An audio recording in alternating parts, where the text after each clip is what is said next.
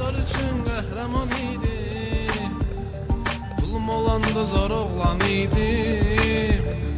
Dostlar üçün qəhrəman idi, əlimə ki pul para gəldi, heç deyirdim ara gəldi. Çox idi dostlar buratanlar, əlimə ki pul para gəldi, heç deyirdim ara gəldi.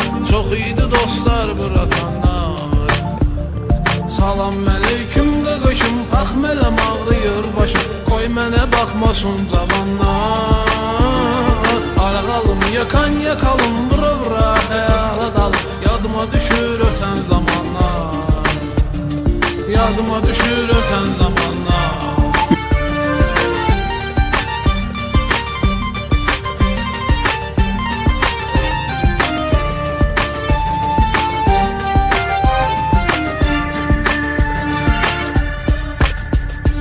Qəmlə kədərlə sirdaş oldum, ağla qardaş oldum.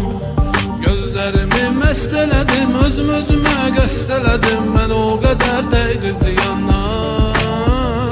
Gözlərimi məst elədim, özüm özümə qəst elədim. Mən o qədər dəydi ziyanlar.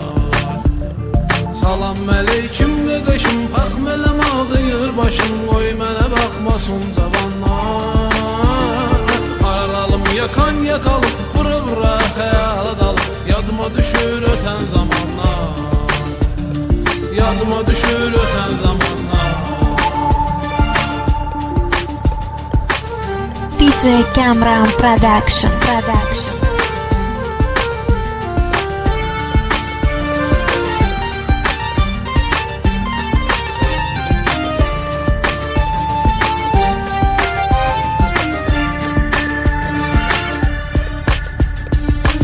Kasıb çılıb qonaq oldu, dostdan şamı qaçaq oldu.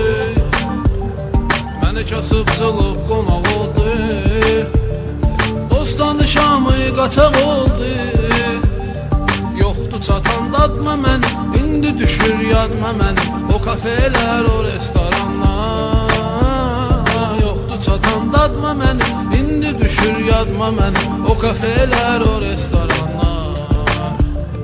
Salam aleyküm qaqaşım, bax mələm ağrıyır başım, qoy mənə baxmasın cavanlar. Arağalım yakan yakalım, vura vura xəyala dalım, yadıma düşür ötən zamanlar, yadıma düşür ötən zamanlar. 3w.az